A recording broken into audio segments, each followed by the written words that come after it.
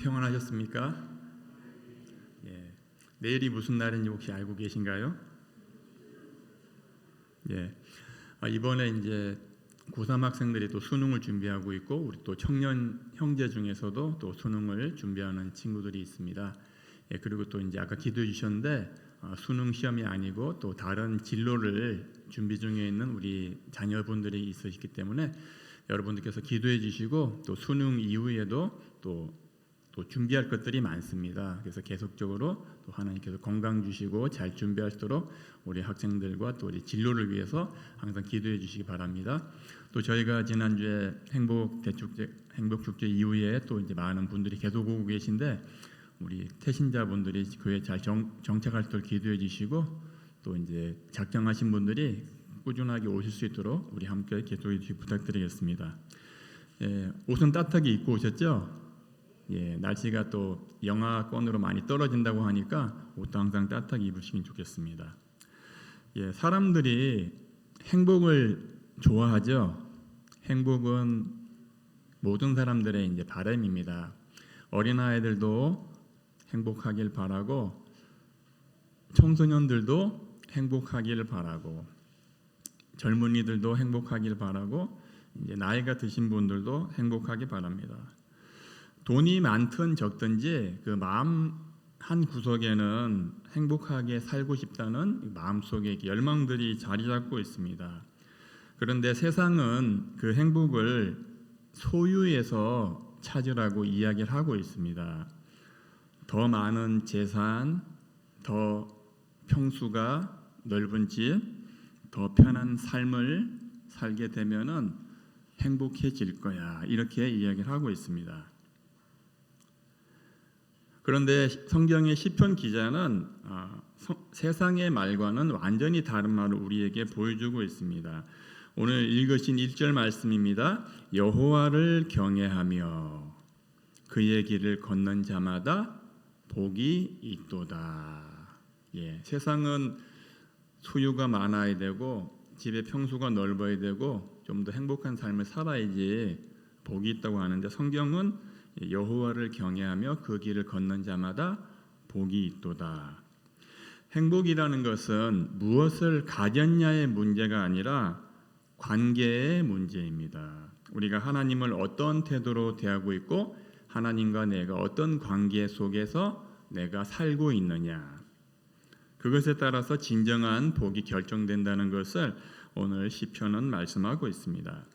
1절에 여호와를 경외함이 복의 출발점이라고 말씀하고 있습니다. 여기 보면은 이제 경외한다는 말은 단순하게 이제 두려워한다는 것이 아니라 존경하고 사랑한다. 존경과 사랑이 섞여 있는 경건한 자세를 경외한다라고 하는 것입니다. 그래서 우리가 이제 하나님을 경외한다고 하는 것을 이제 하나님이 이제 무서워서 벌벌 떨면서 이제 그런 태도가 아니라 이제 하나님의 거룩하심 앞에서 우리가 하나님을 사랑하고 하나님을 존중하는 태도를 가지는 것이 경외라는 것입니다. 그래서 우리가 하나님 앞에 겸손하게 서고 또 내가 하나님 말씀에 순종해야겠구나, 겸손하고 순종하는 모습을 살려가는 것이 경외의 바른 모습입니다. 복이 있다라고 하는 말씀은 행복하다, 잘 되었다라고 하는 뜻을 가지고 있다고 합니다. 그런데 이 말씀은 시편 1편에도 나오고 있죠. 복 있는 사람은 악인의 꾀를 쫓지 아니하며 죄인의 길을 서지 아니하고 오만한 자의 자리에 앉지 하고, 이렇게 말씀이 기록되고 있습니다. 복 있는 사람은 악인의 꾀를 따르지 않는다.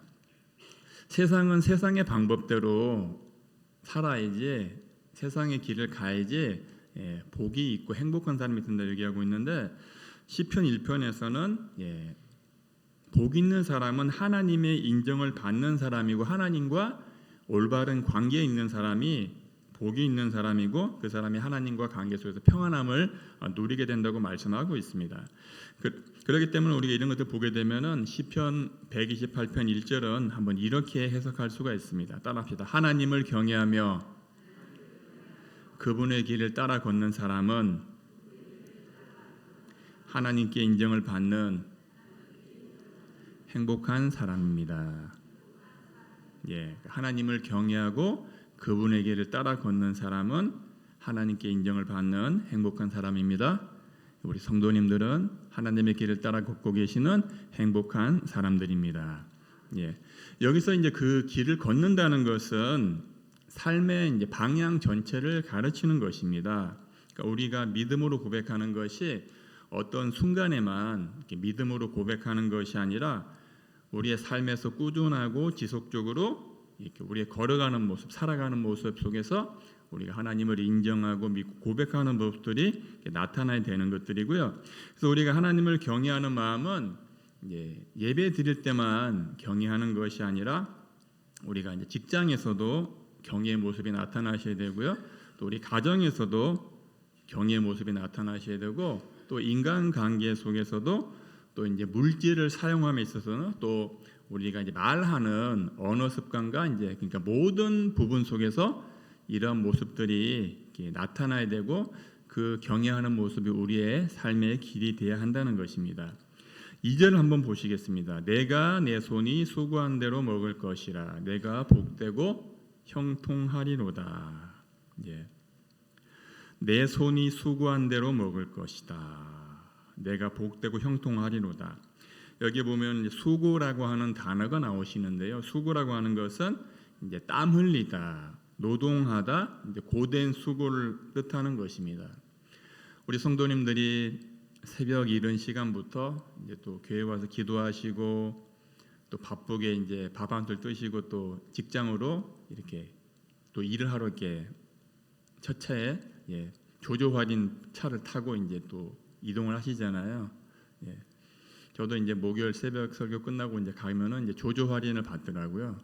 그래서 이제 그 이른 시간부터 가신 우리 성도님들이 하루 종일 일하시고 또 밤늦게까지 일하시고 지친 몸을 누이시고 집으로 오게 되시는데 시편 기자는 우리가 이제 수고하는 것이 저주의 결과가 아니라 복된 통로라고 말씀하고 있습니다. 창세기 3장에서는 인간의 노동이 이제 죄를 지은 결과로 인해서 고통이 되었는데 시편 128편에서는 이제 하나님을 경외하는 사람의 노동이 의미 있는 수고이고 또 결실이 있는 수고라고 하는 것을 말씀해 주고 있습니다. 내가 수고한 대로 먹을 것이다. 이 말씀은 자신이 땀 흘려 노력한 결실을 이제 공의롭게 누리게 될 것을 말씀하고 있습니다. 그것은 이렇게 부정한 수단이나 탐욕의 결과가 아니고 수고한 대로 하나님께서 정직한 열매를 정직한 열매를 주시기 때문에 그것으로 인해서 만족한다 하는 뜻을 가지고 있습니다. 그 다음에 보면 이제 또 형통한다라고 하는 표현이 나오고 있는데 형통이라는 것은 좋다, 선하다, 아름답다 이런 뜻을 가지고 있는 형통인데요. 우리는 그냥 이제 형통하면은 뭐 만사 형통 그러시잖아요. 만사 형통이다, 잘 풀린다. 그래서 뭐 화장지도 뭐 이름이 잘 풀리는 화장지, 잘 풀리는 집 이렇게 아무튼 사람들이 이제 잘 풀리는 것을 좋아하고 또 이제 수능을 앞두고 이제 잘 풀라고 또 화장지를 선물하기도 하고 또 잘 풀리라고 두루마리 화장지도 선물하기도 하고 그런 얘기도 있고 하는데 근데 이것은 형통이라는 것은 그냥 단순하게 이제 일이 잘 풀린다는 의미가 아니라 하나님 보시기에 좋은 삶을 산다고 하는 것입니다. 따라합시다. 하나님의 시선에서 보기에 좋다. 하나님의 시선에서 보기 좋은 모습이 형통한 모습인 것입니다. 우리가 행복은 관계에서 시작되는 것이고요. 또 시편 기자는 복을 하나님과의 관계에서 이야기를 하고 있습니다. 하나님과의 관계에서 수고하게 되는데 하나님께서는 그 수고한 것들이 하나님 안에서 이제 결실이 있고 또 행복한 수고가 되게 하셔서 삶이 이제 만족하게 하신다고 하셨습니다. 경외라고 하는 것은 하나님과의 올바른 관계를 1절에서 말씀하고 계셨고요. 그 다음에 2절 상반절에서는 이제 수고라고 하는 말입니다. 수고라고 하는 것은 우리가 삶을 살아갈 때 성실한 삶을 살아가야 된다고 하는 것입니다. 우리가 하나님을 사랑하고 또 다른 사람들을 사랑하면은 우리 삶에서 또 이제 하나님의 사랑으로 또 성실한 모습들을 가지는 것들이 중요하고요. 또 2절 하반절에 보면 이제 형통하게 된다는 것은 하나님 보시기에 좋은 결과들을 말씀하고 있습니다. 경외하고 수고하고 형통한 이것들은 우리의 노력만으로 성취되는 것들이 아닙니다. 경외가 하나님을 경외하는 것이 이제 먼저 있으셔야 되고, 그 다음에 이제 수고와 형통이 하나님을 경외하는 자의 모습 속에 뒤따라 가야 됩니다.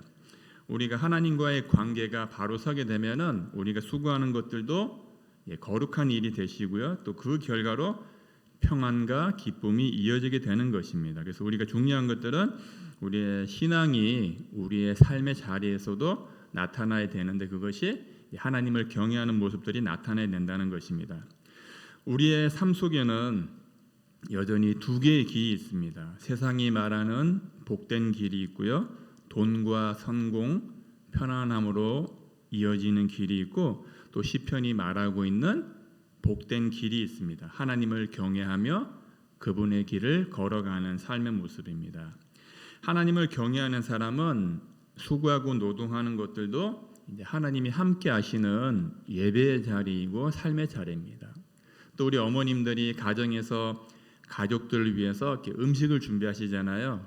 음식을 준비하시고 또 식사 이후에 이제 설거지 그래서 또 설거지를 하시잖아요.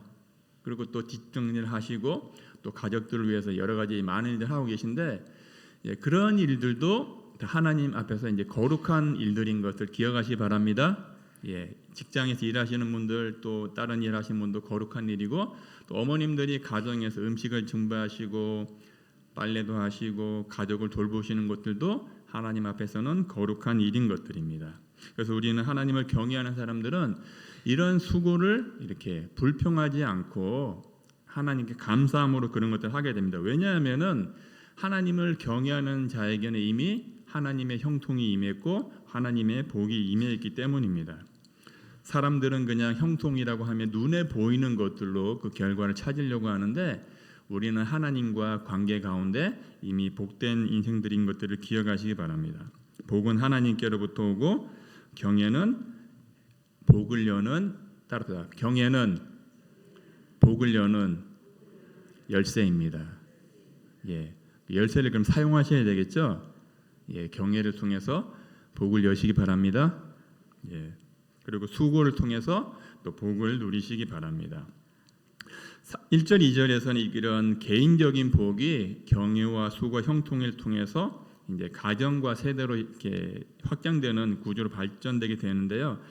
3절 한번 읽어보겠습니다. 3절에 내 집 안방에 있는 내 아내는 결실한 포도나무 같으며 내 식탁에 둘러앉은 자식들은 어린 감람나무 같으리로다. 복은 가정에서 완성되는 것입니다. 그래서 하나님이 주시는 복은 우리 개인의 울타리를 넘어서 우리가 살고 있는 가정에서 완성되는 것들입니다. 시편 128편은 개인의 경외로 시작하지만은 복이 반드시 우리의 가정으로 흘러가야 되고 우리의 공동체로 흘러가야 되는 것을 말씀하고 있습니다. 그것은 성경적인 복의 놀라운 특징입니다. 세상의 복은 그냥 자기 혼자 잘 먹고 잘 살고 뭐 그 정도 끝나게 되는데, 성경적인 복은 개인의 경외가 그것이 이제 가정과 또 공동체로 이렇게 흘러가게 되는 것들입니다. 그래서 우리 성도님들이 개인적으로 하나님을 경외하게 되면은 우리 개인의 삶에도 하나님의 복이 임하게 되고, 그것이 또 우리 개인에게서 끝나는 것이 아니라 여러분의 가정으로 흘러가고 또 여러분의 자녀들에게 흘러가게 되고 또 여러분이 속해 있는 우리 교회와 또 공동체로 흘러가게 된다고 하는 것들입니다. 복은 내가 가지고 있는 것이 많아지는 것이 아니라 우리의 관계의 확장을 말하고 있습니다. 그래서 그 복이 3절과 4절에 보면은 아내와 자녀와 가정의 평안으로 이어지게 된다. 그래서 경외라고 하는 것이 이제 개인의 신앙을 넘어서 세대적인 은혜의 통로가 된다는 것입니다. 우리 할머니 할아버님의 신앙이 아버지 어머니에게 이어지게 되고 또 아버지 어머니의 신앙이 우리 자녀들에게 이어지게 되고 또 이제 손자 손녀에게 이어지게 되고, 이렇게 하나님의 경외하는 것들이 세대를 통해서 흘러가게 되고 이제 은혜의 통로가 되는 것들을 말씀하고 있습니다. 3절 상반절에 내 집 안방에 있는 내 아내는 결실한 포도나무 같다. 여기 나오는 이제 결실한 포도나무는 이스라엘 사회에서는 풍요와 기쁨의 상징이었습니다. 그리고 결실을 한다고 하는 것은 열매를 맺고 또 이제 자녀를 많이 낳고 이제 생산적인 그런 뜻을 가지고 있었는데, 이스라엘이라고 하는 나라에게 포도나무라고 하는 것은 그냥 포도나무가 아니고 기쁨의 상징이었습니다. 그리고 포도 열매는 하나님이 주시는 풍성한 은혜와 공동체의 즐거움을 의미하는 것이기 때문에 이 3절에 있는 말씀은 가정 안에 있는 영적인 기쁨과 관계의 풍성함을 보여주는 내용들입니다. 경의 복이 가정에 임하게 되니까 정서적으로 따뜻하고 영적으로 건강한 가정이 된다고 하는 것입니다. 그렇기 때문에 우리가 이제 개인의 경애가 중요하고, 이것이 또 개인뿐만 아니라 우리 가정에, 우리 아내에게, 남편에게, 우리 자녀에게로 흘러가서 우리 가정이 영적으로 건강하고 따뜻한 가정이 된다고 하는 뜻을 가지고 있습니다. 하나님을 경외하는 가정의 부부관계는 그냥 단순하게 같이 그냥 사는 관계가 아니라 서로를 통해서 하나님의 은혜를 맛보는 관계를 가지고 서로의 삶을 열매 맺게 하는 복의 포도나무가 되는 그런 관계가 되는 것들입니다. 3절 하반절에 내 식탁에 둘러앉은 자식들은 어린 감람나무 같다. 감람나무는 이스라엘에서 생명력과 장수의 상징이었습니다. 감람나무는 한번 심으면은 수백 년을 살았다고 합니다. 그리고 새순이 끊임없이 올라와서 세대를 이어가는 나무로 유명합니다. 어린 감람나무라고 하는 것은 그냥 귀엽고 어리다는 의미뿐만 아니라 끊임없이 자라서 세대를 이어가는 생명의 계승자라는 뜻을 가지고 있습니다. 그래서 하나님을 경외하는 부모님의 신앙이 자녀에게 이어지는 세대적인 은혜의 내용들을 이 3절 말씀에서 표현하고 있습니다. 그리고 보면은 또 여기 중간에 보면은 내 식탁에 둘러 앉았다 이렇게 얘기하고 있습니다. 이스라엘 히브리 문화에서 식탁이라고 하는 것은 공동체와 언약의 자리였습니다. 그래서 거기서 이제 부모님과 자녀와 가족들이 함께 식탁을 나누는 것은 하나님이 주시는 평안, 우리가 이제 샬롬 인사를 하시잖아요. 샬롬 하면서 샬롬이라는 것은 평안이라고 하죠. 하나님이 주시는 평안이 나에게 임하게 되고 우리 가정에 임하게 되고 우리 남편에게 임하게 되고 우리 아내들에게 임하게 되고 우리 자녀들에게 임하게 된다는 것입니다. 이렇게 하나님을 경외하는 가정은 감사가 있고 기도가 있고 사랑이 있는 하나님이 약속하신 복된 가정의 모습을 가지게 된 것을 말씀하고 있습니다. 4절 같이 한번 읽어보겠습니다. 여호와를 경외하는 자는 이같이 복을 얻으리로다. 여호와를 경외하는 자는 이같이 복을 얻으리로다. 1절에서도 여호와를 경외하며 그의 길을 걷는 자마다 무엇이 있다 그러셨어요? 복이 있도다. 그리고 4절에서 여호와를 경외하는 이같이 복을 얻으리로다. 1절의 선언을 다시 한번 반복하시면서 이 시편 전체가 이제 하나님을 경외하는 것이 중요하다는 것을 우리에게 말씀하고 있습니다. 우리가 1절에서는 우리 개인의 경외에 대해서 말씀하셨고, 복의 근원은 하나님을 경외하는 데 있다는 것을 말씀해 주셨고요. 2절에서는 이제 개인의 형통에 대해서 말씀하고 있는데, 복되고 형통한 것이 수고의 열매를 얻게 되고 누리게 된 걸 말씀하고 계시고요. 3절에서는 또 그 복이 이제 가정에 흘러가서 가정이 형통하고 번영할 것을 말씀하고 있습니다. 부부와 자녀가 복된 가정이 될 것이다. 그 시작이 뭐라고요? 하면은 하나님을 경외하는 것에서 이제 부부 관계나 또 자녀 관계까지 흐르게 되는 것을 보여주고 있습니다. 그래서 4절에서는 여호와를 경외한 자는 이같이 복을 얻으리로다. 신앙의 확신은 경외하는 자가 이같이 복을 얻으리로 하는 것입니다. 경외한 것이 수고하게 되고 이제 번영을 통해서 세대적인 축복으로까지 연결되게 되는 것입니다. 그러니까 우리가 경외하는 것이 그냥 나 개인에게만 적용되는 것이 아니라 나를 통해서 우리의 남편, 아내에게, 우리 자녀, 우리 가족들에게로 이렇게 흘러가게 되고, 또 거기서만 끝나는 것이 아니죠. 우리 가정을 벗어나서 내가 속해 있는 교회와 공동체까지 그것이 흘러가게 된다고 하는 것입니다. 이런 것들을 보게 될 때 내가 하나님을 경외하고 하나님을 바로 서는 것이 얼마나 중요한 시작인가 하는 것을 보게 되죠. 나 하나는 작고 미약한 줄 알았는데 내가 하나님 앞에서 하나님을 경외하는 자로 서게 되니까 그것이 막 점점 퍼져가게 되죠. 퍼져가게 되고 내가 사니까 우리 남편이 살고 우리 아내가 살고 우리 자녀들이 살고 우리 가정이 살고 우리 교회가 살고 우리 공동체가 살고 그렇게 되면 우리나라가 살게 될 것을 믿고 기도하시기 바랍니다. 이렇게 복은 세대를 거슬러 흘러가게 됩니다. 시편 103편 17절 말씀 읽어드리겠습니다. 여호와의 인자하심은 자기를 경외하는 자에게 영원부터 영원까지 이르며 그의 인은 자손의 자손에게 이르니니. 하나님을 경외하는 것이 영원에서 영원까지 이르고 그의 인은 자손의 자손에게 이르리니. 그러니까 우리는 우리의 복이 그냥 우리에게서 끝나는 것이 아니라 우리 자녀에게 흘러가길 원하시죠. 우리 자녀가 잘 되길 원하고 또 우리 손자가 잘 되길 원하고 그런 것이 이제 우리 부모님들의 마음이잖아요. 그렇죠? 나는 좀 힘들고 어렵게 살았지만은 우리 자녀들은 좀 고생 안 하고 살면 좋겠다. 근데 이제 믿는 분들은 어떤 뭐 경제적인 것도 좀 좋긴 하겠는데 자녀가 믿음으로 서는 것이 가장 중요하구나 하는 것들 느끼게 되더라고요.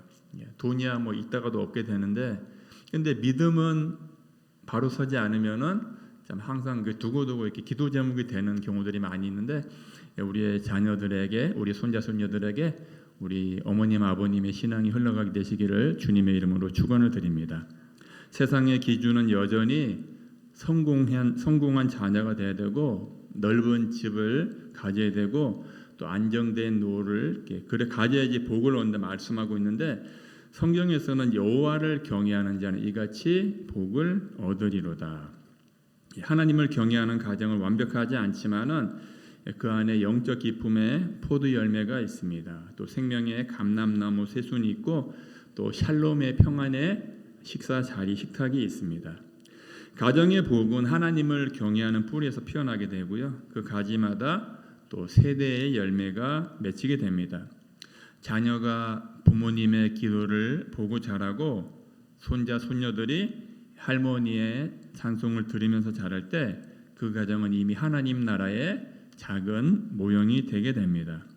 시편 128편은 우리에게 하나님을 경외하는 삶의 원리를 세대적으로 선언하는 신앙의 노래입니다. 경외라고 하는 것은 개인의 마음에 시작되지만 그것이 반드시 가정으로 또 세대를 통해 흘러가게 됩니다. 오늘 우리 성도님들의 가정이 축복의 통로가 되시기를 주님의 이름으로 축원드립니다. 아멘 하신 분들만 되시길 축원드립니다.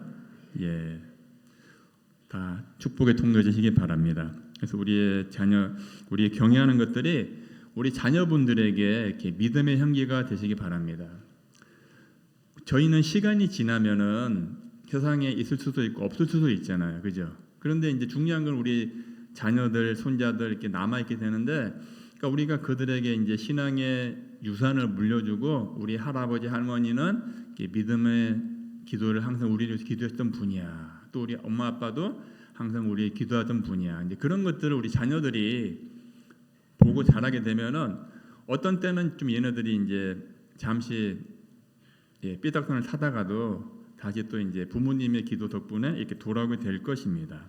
우리 자녀들에게 하나님의 평안이 이어지시기를 주님의 이름으로 축원드립니다. 찬송가 559장 찬송 드리도록 하겠습니다.